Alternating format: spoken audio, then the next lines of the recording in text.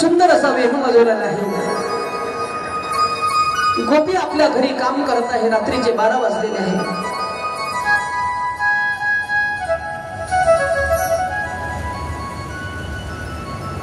सन्नाटा पसरलेला आहे जिकडं तिकडं. एक गोपी आपल्या मुलाला स्तनपान करत होती. ते मुरलीचा ताना ऐकू आला. तिने आपलं बाळ फेकून दिलं आणि धावतच सुटली. एक गोपी आपल्या पतिदेवाच्या कक्षामध्ये जात होती. तिने गोपींनी ते आवाज ऐकला. ते धावत पडून राहिली गोपीनं. त्या गोपीचा आपल्या पतिदेवाने हात पकडला. कहां जा रही हो? बोले कृष्ण हमें बुला रहा है, मैं तेरा पति हूं. आप ते भाई गोपी बोली आपको शरीर चाहिए ना, ये लो मेरा शरीर.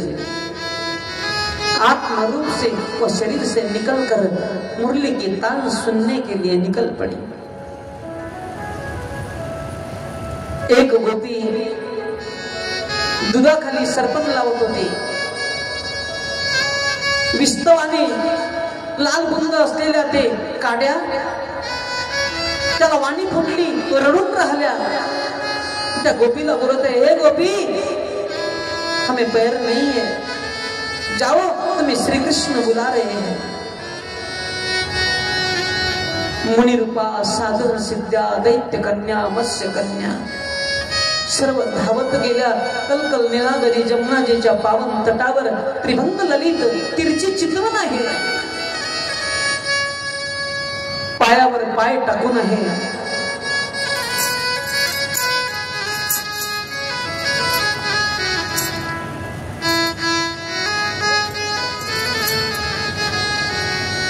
हातात मुरली आहे.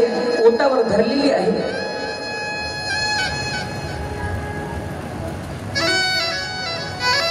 संपूर्ण पृथ्वीवर ते आवाज गुंजारत आहे.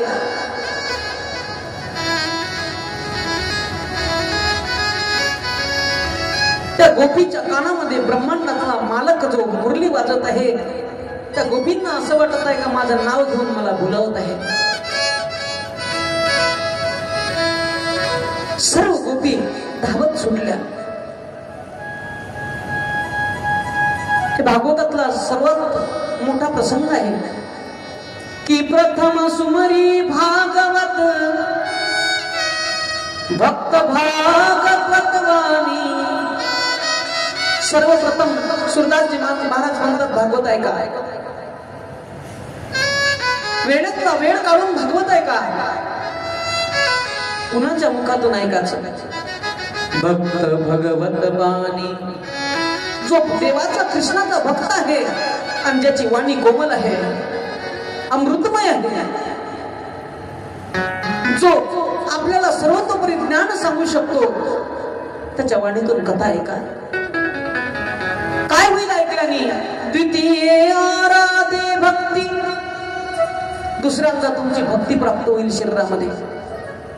तृतीय करे गुरु समुजी. तिसऱ्यांदा ऑटोमॅटिक गुरु प्राप्त होईल तुम्हाला. चौथे होय विरक्त.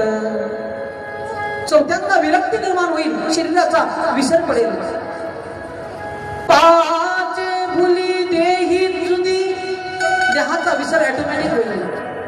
तब छटे भावना रास की.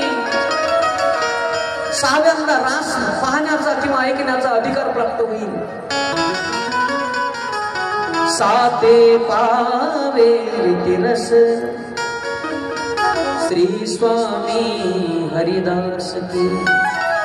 सातव्यांदा ऑटोमॅटिक रास करण्याचा अधिकार प्राप्त होईल. निर्जन वनामध्ये सर्व गोपी धावत आहे. निशम्य गीतम नंदन गोवर्धन. ब्रज स्त्रिया कृष्ण गृहीत मानसा. सर्व गोपी शृंगार करून गेल्या. काय शृंगार केला हो गोपीनं? जेव्हा मुरलीचा तान जेव्हा कानात ऐकू आला ना, तर शृंगारही व्यवस्थित झाला नाही. जे डोळ्यातनी लावणाऱ्या वस्तू असते ते ओठाला लावल्या, ओटाच्या वस्तू डोळ्याला लावल्या, कानातले घालायचे ते नाकात टोचले, नाकातले नथ कानात टोचली. एवढ्या भाव विभोर झाल्या. मैं तो दीवानी बनी शाम पिया की बनी रे, मैं तो दीवानी बनी रे, दीवानी बनी, दीवानी बनी रे,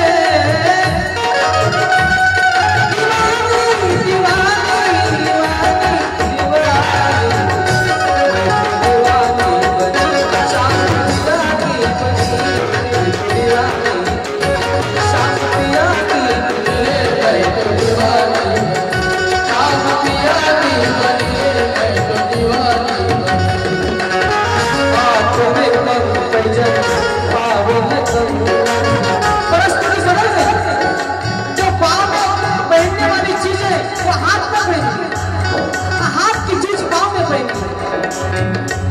तुम्हें पैजन पाँव में कंगन, नाक में बुगड़िया लगा के चली, नाक में बुगड़िया लगा के चली, नाक में बुगड़िया लगा के चली, नाक में बुगड़िया लगा के चली, नाक में बुगड़िया लगा के चली, नाक में बुगड़िया लगा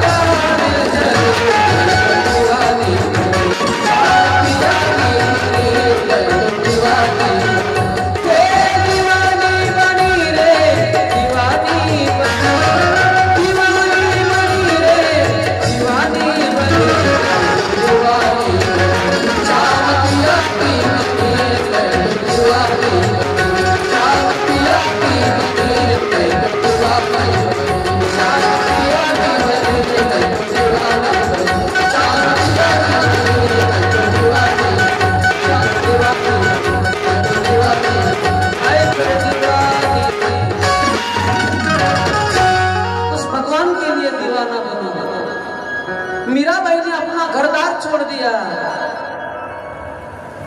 भगवान श्री कृष्ण के लिए. मीरा दीवानी हो गई रे, मीरा मस्तानी हो, मीरा दीवानी हो गई रे, मीरा मस्तानी हो, ओ मीरा दीवानी हो गई रे, मीरा मस्तानी हो. शाम संग में लगी चुनरिया